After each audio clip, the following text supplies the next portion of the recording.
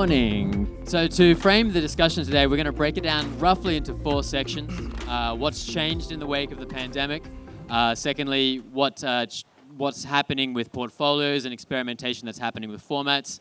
We're also going to dive into all the supply chain issues that everyone's facing right now. And lastly, how the role of restaurant development is changing. But I just want to kick it off with a question to all of you, and we'll start just from left to right. And we'll start with you first, Peter. Mm-hmm. Over the last 18 months, what has accelerated the most for you? This great acceleration is something that's being thrown around a lot. So what's really accelerated? Sure. So fortunately, Popeyes has been able to flourish, during the pandemic, and part of that's a combination of luck, but also, a great product launch in the, chicken sandwich, a successful marketing campaign, and just, actually having, drive-throughs so that, we could stay open. But I think, like many of us, we didn't have a robust app, program. We didn't have a very clear, loyalty program. It was still in its, nascency. So all of those programs really escalated, pushed to the forefront, became company objectives, right?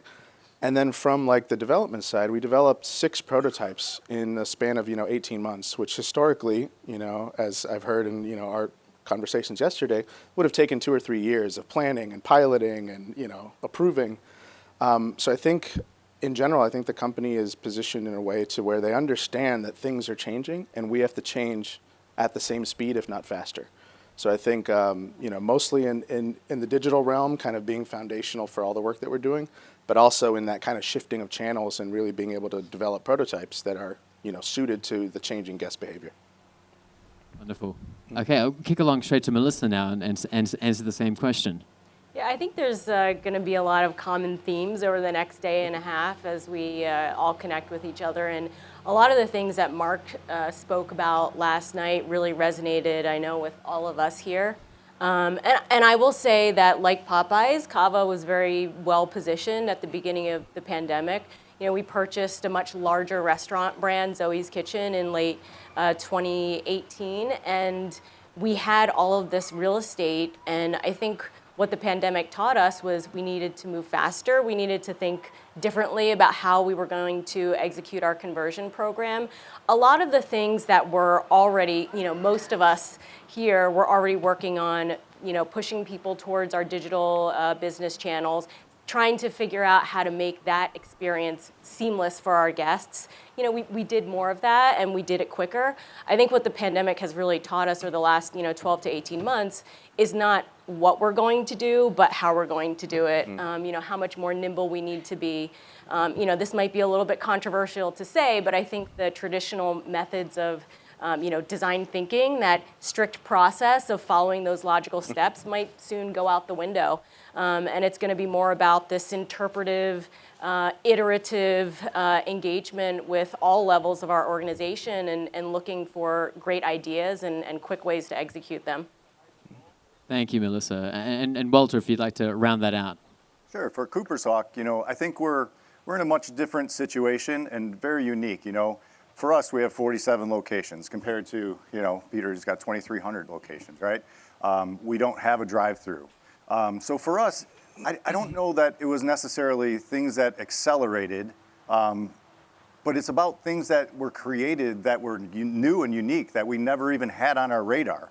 At Cooper's Hawk, we never anticipated having to do curbside. And one thing our owner said from day one, 16 years ago, was we will never do delivery. Well, guess what? We had to learn how to do that pretty darn quick. And then all of a sudden it was like, well, how do we do this? And how do we meet the same, the exact same type of quality that we're trying to give to our guests, right? Because you can't have that quality dip when you're making all these quick changes, when you're going through all these things. So as quickly as we accelerated to add things, I wouldn't say we added things, or we did add things. We didn't take something that was on our radar and move it up in the program. It was like, holy crap, we have to do delivery. We never anticipated delivery, so now you got to get the supply chain involved, and how are we going to package it? How does it stay fresh? How does it stay warm? So it was a very unique situation that everyone, it comes down to collaboration, right? At the end of the day, you have to get everyone in the room, and you have to strip your egos and just understand, hey, how are we going to survive? And that was the key thing for us. Right, and you guys just mentioned, and Mark mentioned last night, what was achieved in 100 days. And I just want to open up this to any of you. How do you make sure that you keep that kind of mindset in place? How are you going to just not slip back into what you were doing before and just go back to the processes you mentioned, Melissa, just now? So how are you going to keep that momentum going?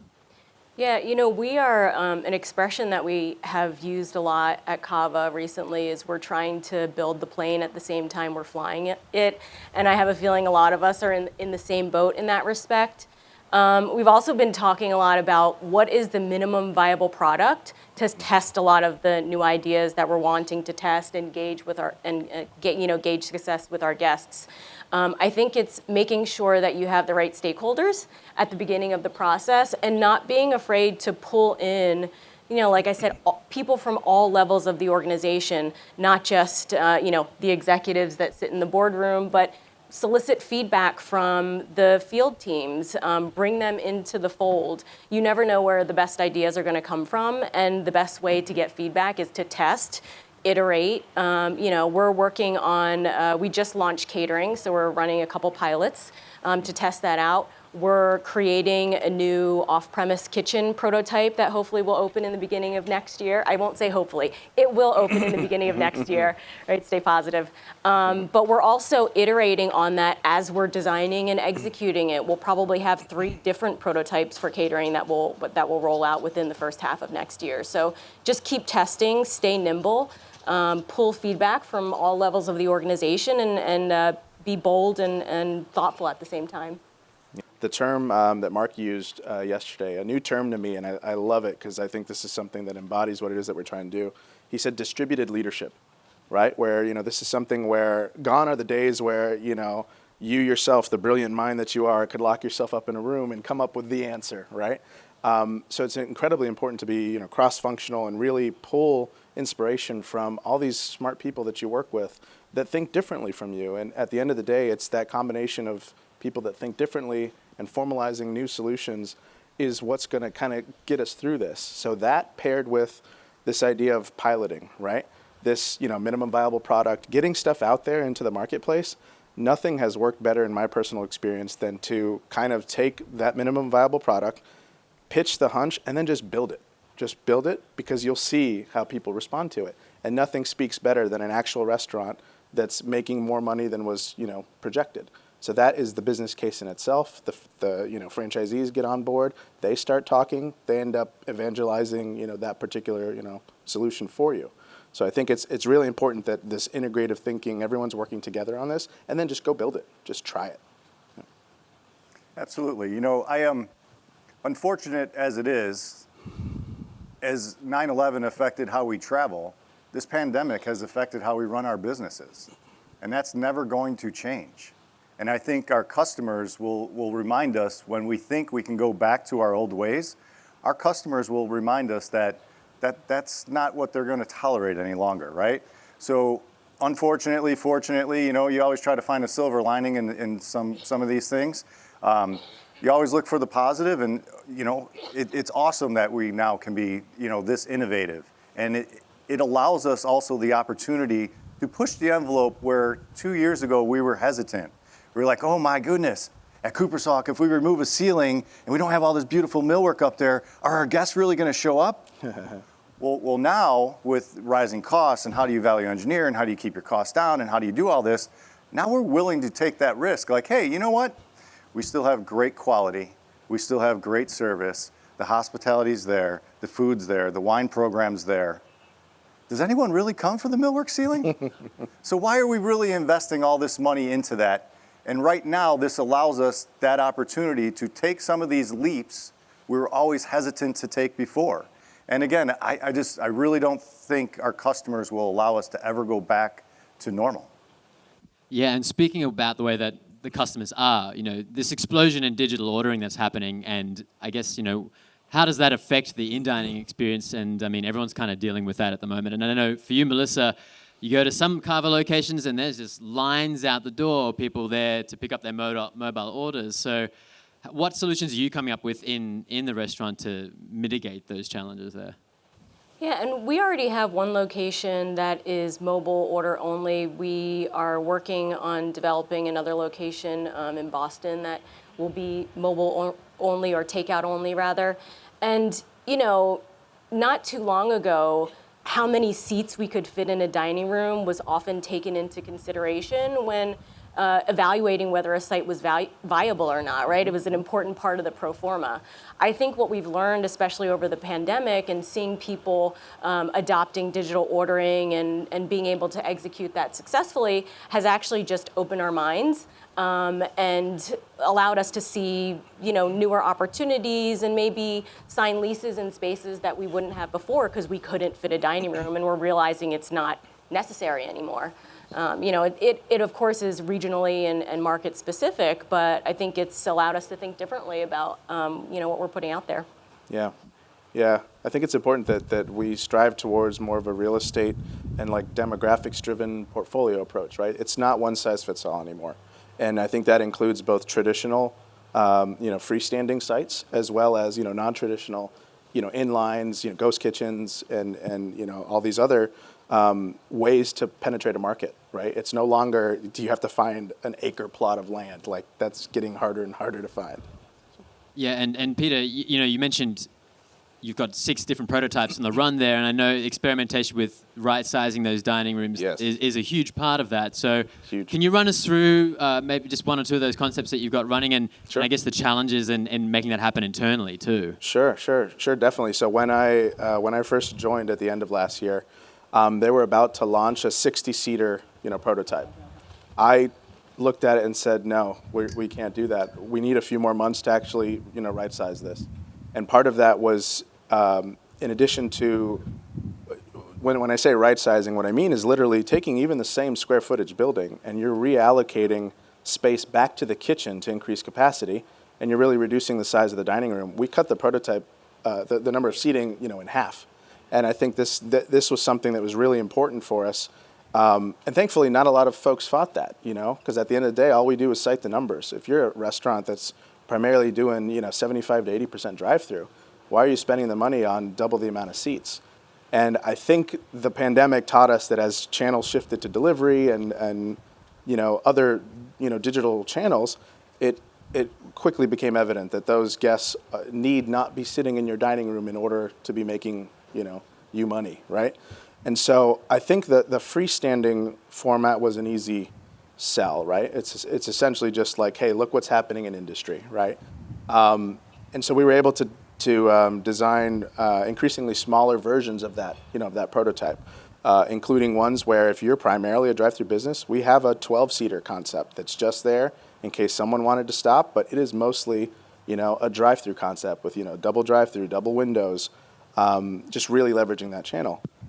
On the other hand, non-traditional sites, that's where we're, I think, doing some of the most exciting stuff. And even though it still will be the minority of our pipeline, at least to start, of course, this is, all can change, but we developed a digital walk-up concept. And this is something where literally it omits dining entirely, right? This is an inline storefront where it's literally the lobby is just, it's 6 feet deep, and it's the, width of the inline.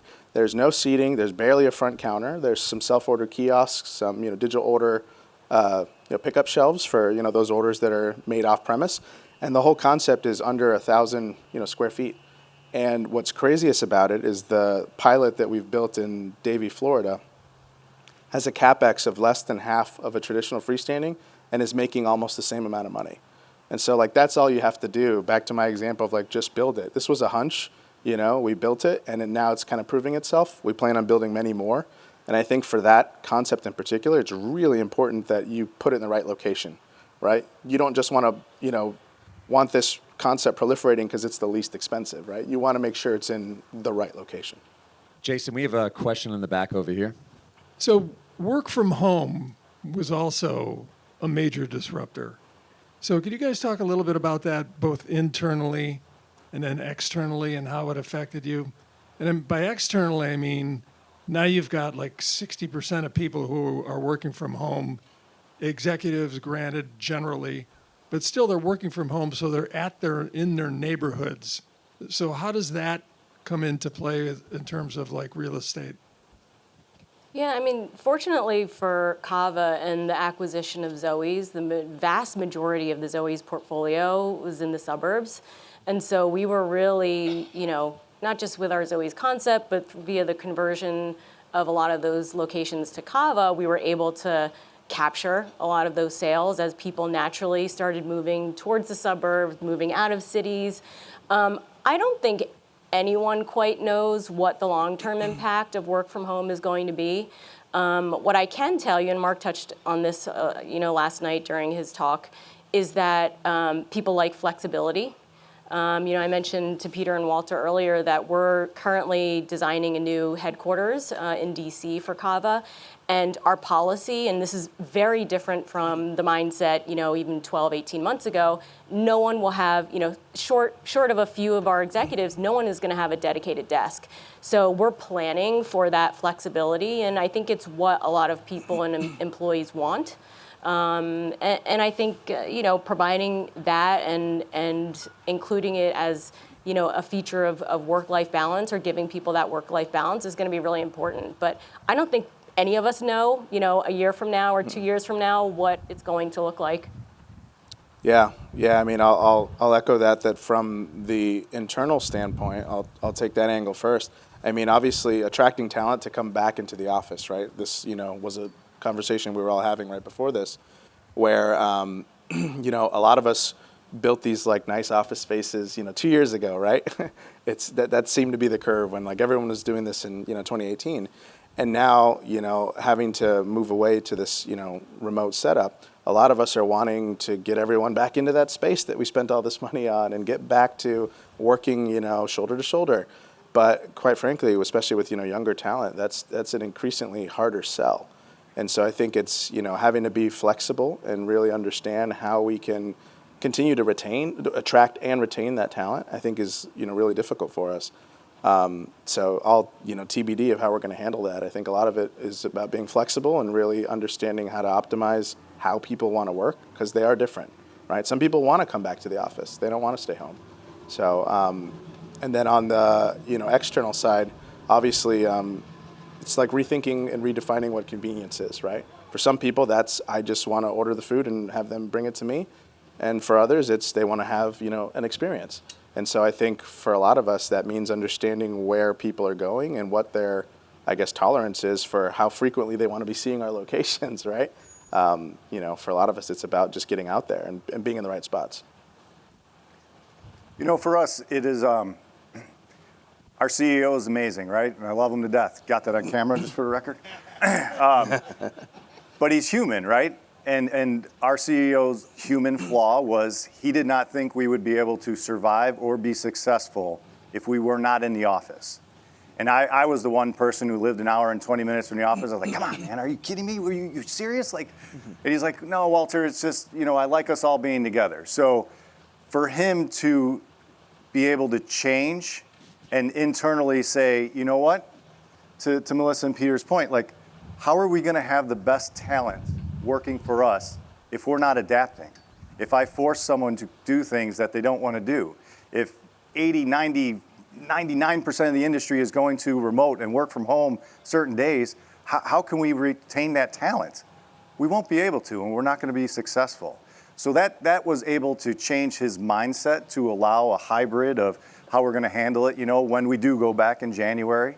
And as far as externally, again, having, only 47 locations and trying to be part of the community in every location, people being at home or at their office, sure, we don't get as much catering for businesses for their lunches, but people order our food anyways or stop for us for lunch anyways. So being in those areas and the markets that we're in actually allowed us to be more successful during that time. We have another audience question here. So Peter, you'd indicated that one of the prototypes you'd designed was a digital format where the customers just came in and picked up their food. Mm-hmm. One of the things that we're kind of trying to work on at our space is how we do like food lockers or pickup only. And I would like to get just your opinions on how that worked, what the customer response was, how internally did you address loss of product, people got the wrong orders, or Yeah. you know, how that all worked out, or how it's worked, what your thought process was on it. Yeah, definitely. It's, I mean, I'll be completely honest. It's still controversial. I'm still kind of, battling with, ops and tech teams to really understand how to best integrate that solution for us. I guess on a positive front, the food quality aspect, right? So depending on your menu and your product that you're, looking to deliver, we had explored both ambient lockers, temperature-controlled lockers, and then open shelves. Strangely, the open shelves for our product turned out to be the best from a food quality standpoint, which is great because that's the easiest to integrate. And so that wasn't a hard sell, but those test results ended up kind of pushing people towards, okay, shelves are the solution then. However, the pushback we get from certain franchisees that want to implement a solution like this is if they're in higher crime areas or if they just feel that there's going to be more theft. That's when they're pushing for digital lockers, which then, of course, the tech team pushes back on, saying, well, that's not in our pipeline. We'll get to that in 3 years. And so that's a challenge, is understanding how it integrates, with your app experience. So for what we're going to be doing, we're going to stay fairly lo-fi.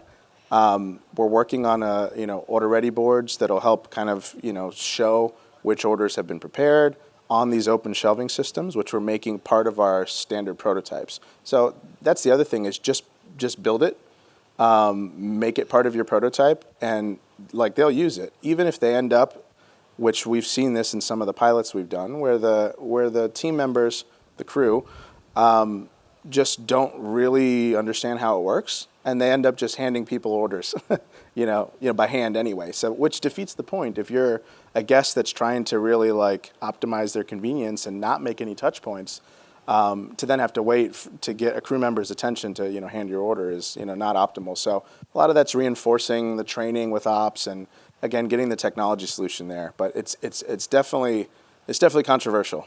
You've got to find what's right for your particular brand, your particular food, and really make sure you're leveraging the various development pipelines of ops and tech to really make it work.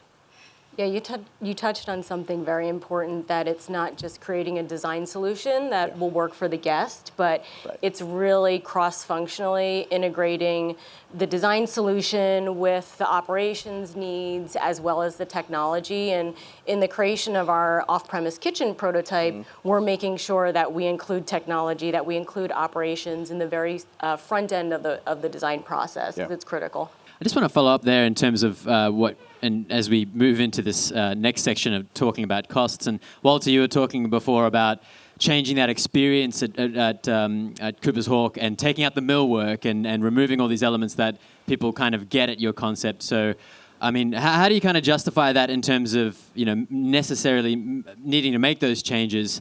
I know you've said, you're going to VE meetings right now with things you would never have suggested 5 years ago. So how do you back up those decisions and know that you're still going to keep the customer on the other side of it? Well, basically, the finance department tells us we have to. So that's where that starts.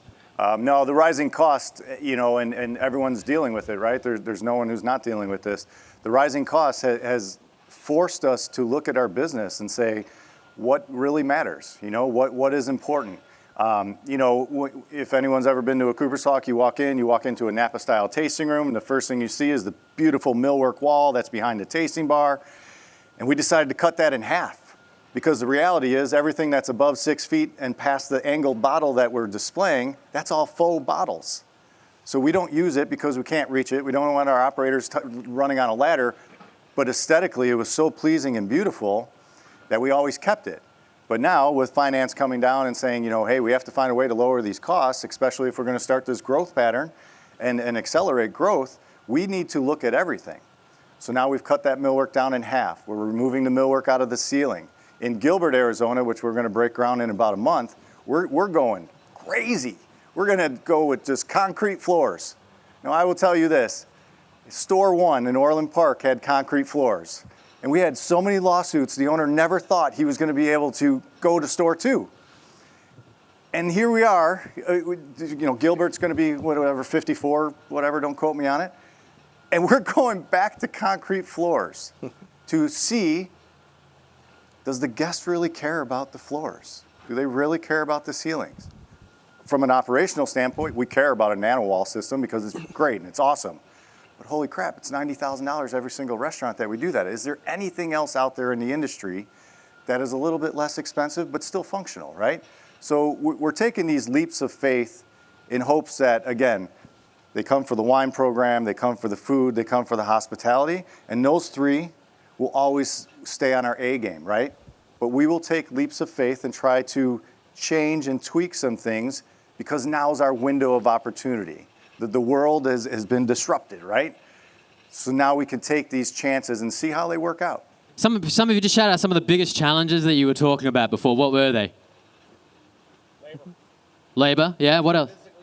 Supply chain. I want to come back to labor, and I'm going to throw the microphone at you in a bit, Gregory. But yeah, look, supply chain. I want to spend a bit of time on this. And Melissa, you guys are converting all these Zoe's restaurants. Come 2023, is that right? You're going to be rolling out a lot more new developments there as well. So how are you managing to keep all this going despite everything that's happening? What successes have you had, if any?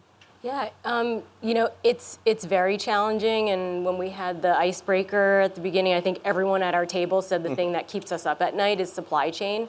And similar to what Walter is facing right now, you know, necessity is birthing all of this great innovation and ways of thinking differently about things. And we're even now with the way we're designing some of our conversions for next year, thinking about, okay, what is the minimum viable product from a guest experience perspective, from a materials perspective? Can we cut anything out to help combat, you know, the probably 10% cost rise in all of our FF&E? So we're thinking that way too.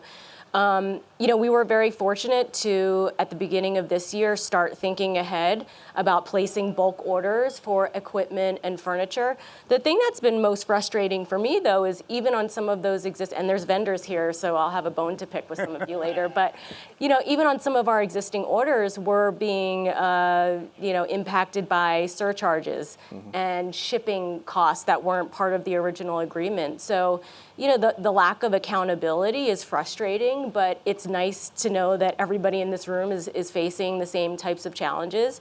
And I think just get ahead of it as much as you can.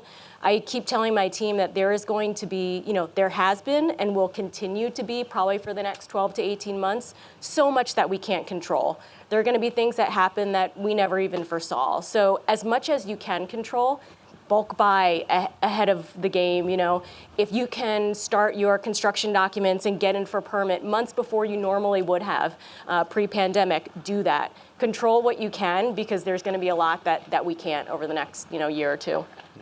I'd like to give the opportunity, too, to any of our vendor partners here to also chime in, especially on lead times, because we know that that's a big challenge right now. And there's some people saying that lead times are one thing, and then it turns out that they're actually not. So any vendor partners want to chime in on how you're communicating better?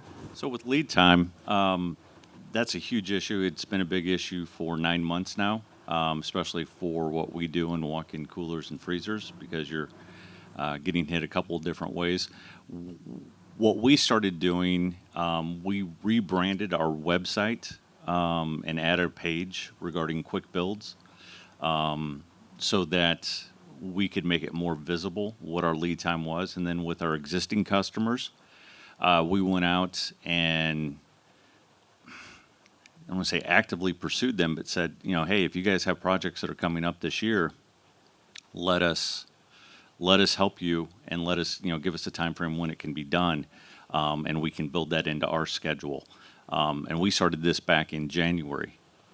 Doing that because our ownership saw what was happening with refrigeration systems and components that were coming in from overseas that would potentially be a supply shortage issue just from the refrigeration standpoint. So I think it's just being proactive, and that's something that we were able to do.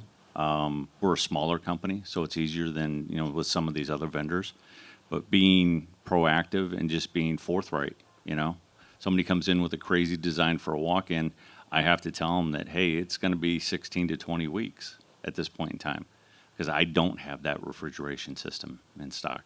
So, Yeah, so from the, I guess, the system communication standpoint, right? So, you know, I think like many of us, it became very clear what those extended lead times were as we started to transition out of Q2 into Q3, and for some of us, maybe that getting that message out to the system was too late, right? Essentially giving deadlines to our franchisees who are on the hook to develop X number of restaurants each a year. When your lead times double and triple, and you were planning to open a restaurant in Q4, guess what? That's not happening, right? Now you're talking next year. So there's a lot of deferred development and a lot of implied flexibility that has to happen when it comes to our franchisee agreements, right? We can't hold them to the fire because there are factors outside of their control. So I think a lot of that is really just having the open, honest dialogue and understanding why sites are delayed, what lead time implications are, and trying to get ahead of it, right? Trying to place orders ahead of time, bulk orders, all of these things that I think our bigger franchisees can do, right? If they're on the hook to develop 5 restaurants, cool, I can place an order for 5 restaurants, today, and build them, as we go. But for smaller guys, that's a challenge. If they miss that deadline, it's not happening this year, right? So it's been a challenge. I think that's definitely as we said, the thing that probably keeps us up at night. So one of the things that we did at Cooper's Hawk to help with this, and it's two sides of it, right? I was talking to Jason the other day. I was like, it's like a double-edged sword. We're just slaying through it. We always talk about, what is that fine line? Where's the line in the sand of OFI items to, now let's just let the GC handle it, right? Well, with the lead times and the costs going, off the charts on everything, what we've decided to do is take on more OFI items, 2 years ago at this conference, if you walked up to me and said, hey, Walter, you're going to order steel for your next project? I would have laughed, bought you a drink, and told you 3 more jokes at the bar, right? But I just released 5 projects of bar joists to get in line.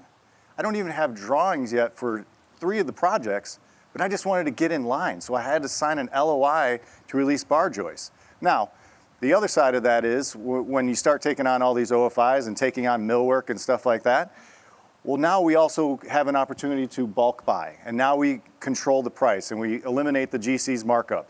So we're trying to combat, the rising costs and lead times with simply taking on more owner-furnished items and releasing them early and signing LOIs and negotiating the price. Because right now that's all we can do at this moment.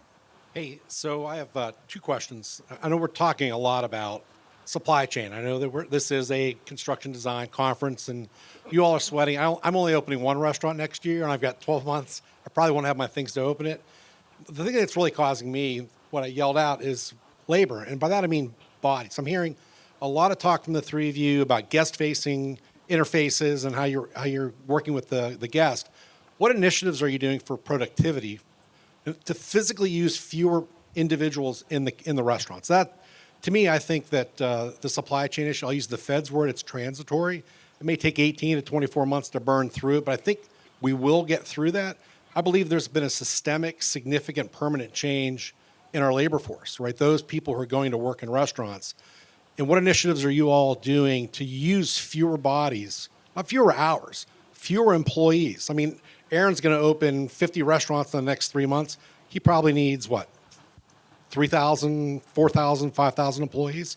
I'm worried about getting enough people to open a restaurant. That's a year from now. So what initiatives are you doing for that? And then I'll follow up with another question. Yeah, it's been a huge challenge on our field ops leadership to just keep our restaurants staffed. I mean, to be honest, there have been days when we've had to throttle digital order sales because there just weren't enough people to work the line. Yeah. One of the things that we're proactively doing is, on the front end, and Jason Walker is our design director, and he works really closely with our one of our VPs of operations, but even on test fits, we're looking at ways to create better adjacencies between maybe our front serve line and our digital order line, whereby if it's a peak time, people can move from the front line to the DO line. So even simple changes like that in adjacency can help, and having that real partnership with operations and understanding some of the challenges in the field that they're facing today that might not have existed 12 months ago is really helpful. We all know that for most of us, digital order is much more labor efficient than traditional, at least those of us that have serve lines. And so pushing more orders to our digital channels will help because we can be so much more efficient with those platforms. Yeah, I'll echo that. Our ops partners have really done a great job kind of revising labor models and enhancing the kitchens, quite frankly, to be more productive with the same or less people. So there's some mandated kitchen upgrade investments that we're requiring of our system. And, as you can imagine, also highly controversial, and, because of the timing, issues, it's even more of a challenge. But it's something we need to do, to your point, to give us more capacity per square foot. Essentially, is it boiled down, that's the objective. That's what our ops, partners are working on. And then when you do that, you do make it a more enjoyable place to work. So when you do get that labor, the hope is to, retain them like they're not working in, adverse conditions, right? If it was clearly designed to improve their experience as a team, as a crew, then that naturally is going to give you some retention. And then, of course, you have to pay more and, all of these things. So it's definitely a complex issue. Yeah, for us at Cooper's Hawk, we just went through this exercise. We started it actually a couple months before the pandemic started. And we started with Kitchen 1.5 and 2.0, right? And out of all of those conversations and discussions, it comes down to, how do you become more efficient? And most of that came down to cross-training, right? Can you have one person run 2 stations? Can you lower your pars so the equipment's not as much that's sitting in front of them to reduce the line? And then they're doing both things at slower times and stuff like that. I think you just need to understand your business model, understand when your peak times are, because you're not going to save a lot during your peak times, because if you start failing during that time, it's no longer a peak time. It's going to be a low time for you. So I think it's about just making sure all the players are in the room, right? You're not going to figure this out by yourself in a silo. You have to get everyone who's involved into the room and have heart-to-heart conversations. And the person who originally designed whatever they designed, they got to be okay with and willing to hear the feedback, because sometimes that's tough. So the second part is part of this ongoing piece, I guess, for Walt and Melissa. For you, the CapEx budget, if you're spending your own money, it's a pretty well-defined project. There's FP&A guys who are saying, we're going to put this in here, we'll test that.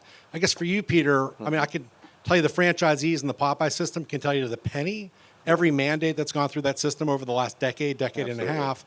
And you've just mentioned the word mandate, right? So Yes. If you could share, what is your effort for franchisee engagement? Because when you're talking about the customer, I would argue that your customer is not the person buying the Popeyes chicken. You really don't have any company restaurants. Right. Right. You were McDonald's, and quite frankly, you own the lease. You could tell them to do whatever you wanted to do, and you would share it because you own the asset. But at Popeyes, it's going to be all franchisee driven, right? So how are you engaging the franchise community to get them to buy into these, quite frankly, I'm in a franchisee of a brand. Yeah. We're getting mandates for drive-through digital menu boards, and I take that number, whatever it is, and in my head, I instantly multiply it times the number of restaurants. I'm like, you guys got to be kidding me, right? Yeah. It's a real challenge, and I think what's important is that we have at a minimum quarterly, touch points with franchisee led committees, right? Be it there's one for development, there's one for operations, there's one for menu. And the idea is that they're the advocates for the greater franchisee body, right? So they're, elected officials, right, that sit on these boards.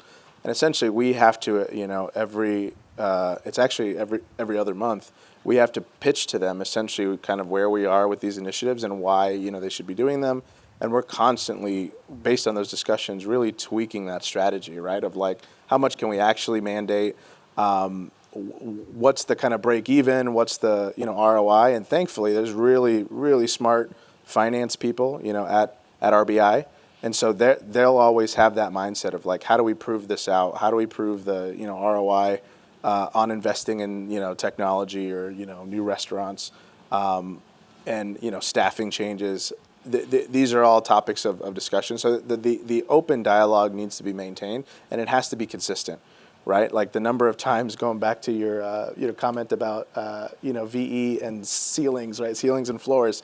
I've had the same issues where we were like creating pilots of these new prototypes, and literally having arguments with franchisees saying, why the heck are we spending that much money on a ceiling? Like, just make it plain ACT and be done with it. No one's looking. And after enough back and forth, it's finally like, yeah, I think you're right, and being open to that, right? Where in the past, as designers, we would have fought for the pure design intent, right? Like, we were all taught. But now you just have to be flexible, and you have to be honest with yourself and take that feedback, have those dialogues, not be afraid, right? Just say, you know what? I think you're right. I don't think we need to be spending that on this element, of the business. So it's really having an open door policy. I think when it comes to, communicating these things, when ops says that they're mandating an equipment change, like that, there is a business case they have in mind of, if you make these minor equipment changes, this is how much more business you'll be able to do from a capacity standpoint. So they have those, those numbers to kind of back that up. So a lot of the business cases kind of prove themselves, but there's definitely controversial topics where we've had to pivot. We've had to change our strategy as a result of that open dialogue, with our franchisees. So as we come up with all these great ideas to work our way out of what we've been going through for the last 18 months or 2 years, there's one area with municipalities that has slowed down. So our development timeline is out the window, and that has trickle-down effects into lease negotiations and rent commencement, et cetera. Is there anything you could share that you're talking about internally to help deal with this? Well, for us at Cooperstock, I can tell you what we're doing. We're stripping down the permit set to be the bare minimum. We call the municipality in advance. We're like, what do you really need to see on this first round? And we strip it down. We started taking out a lot of the design aspects of allowing the team to see it and creating these 3D renderings. We'll catch up to those, but we're also running concurrent now at the same path, The owner and leadership had to trust in the fact that, hey, you're going to like this because we'll get it right, but we need to submit now. And then another thing that we had to do, just simply to combat lead times, is we went out to bid on the permit set to get the GCs on board just to start releasing the long lead items. But municipalities, unfortunately, we were talking about this a little bit earlier, they also are working remote. They also have cut their staff down. And I can't tell you how many projects I have right now that, well, no, that's not in yet. Oh, no, it's coming Friday. And I know darn well Friday it's not coming. That's just pushing me off for the week. So that's what we're doing currently. Yeah, we're facing a lot of the same challenges. Earlier we were talking about the fact that at the beginning of the pandemic, a lot of building departments just closed and went to online systems, and a lot of the plan reviewers were just not used to working in that way. So we've had a lot of challenges. Fortunately, we've been able to plan further ahead in our 2022 pipeline and are, completing construction documents for restaurants that we might not convert until the end of next year. In the absence of that, we're doing a lot of the same things that Walter just talked about. Can we get a demo permit faster? And let's talk about that with our expediters and architects at the onset of the project. Just thinking about, okay, this is the plan A, but if something happens, what's our plan B? And just trying to think of different scenarios to execute. The role of restaurant development has changed a lot since you guys first got into the industry. And we've already touched on this. There's this need to get new blood in and really solve the challenges moving into this period of uncertainty ahead. So, speaking to people, new, like kids coming into this industry, what's the skill set that's going to be required like 5 years from now to succeed in this role, just as we wrap up? I think it's really important that as, for example, designers, they need to be hybrid, holistic thinkers. I think gone are the days where you can kind of, bury your head in the sand and work on, store design, independent of operations, of technology, of construction. I think all these conversations need to be had in a cross-functional capacity. So I think to students that are studying that, anytime we have reach out contacts with them, it's constantly this mentoring towards like, make sure you're well-rounded, make sure you're exposed. For those new designers that we're hiring in, I immediately make them part of cross-functional teams. I tell them to attend those meetings, to have a voice, have an ear, even if it's just to listen, because I think it's important that you create solutions that are inherently holistic, right? That you've thought of all the angles, and as design in particular, we're forced to be the integrators, right? We have to speak we have to be fluent in multiple languages, because ultimately we're trying to incorporate all these different functions into a plan, set of drawings, right? We are building the thing that everything is happening within. We're building the stage, right? So I think it's important that all the folks making it know how to speak all these different languages. Yeah, and I would just echo what Peter said. And, it's a scary time for us right now, and the next 12 to 18 months are going to continue to be a little bit scary. But I'm actually really excited about what innovation we'll come up with and the different ways of working. And, Peter and I talked earlier and last night about the people that have been most successful, at least in the companies that I've worked for on the development side.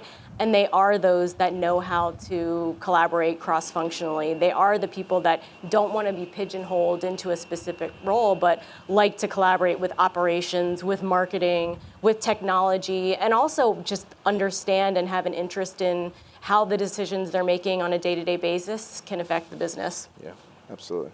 Other than echoing. No, at the end of the day, my only other advice to add to that would be, don't be scared to use your voice, right? At the end of the day, the person who's just graduated college is the next guest. It's the next person who's going to lead all these things. It's the next, we want their ideas. And that's the most important thing. We don't want to, hey, you're new, be quiet, sit in the corner, don't talk to me. Listen, absorb. Actually, now it's complete opposite. It's like, hey, get to the table. You have a voice. I want to hear your voice, because your voice is important to us, because it's the new voice in the room. You might come up with that white driver head. You just never know, right? So don't be scared of your voice. It would be the advice that I gave to any younger person getting into this industry. Perfect. Thank you. Well, look at that, guys. It's been an hour and we've solved every single problem that you guys are facing. How incredible is that? We can all go to the pool now, so there you go. But look, thank you sincerely, Peter, Melissa, and Walter. Thank you so much for sharing your voice up here today. Let's give them a big round of applause. Thank you guys very much.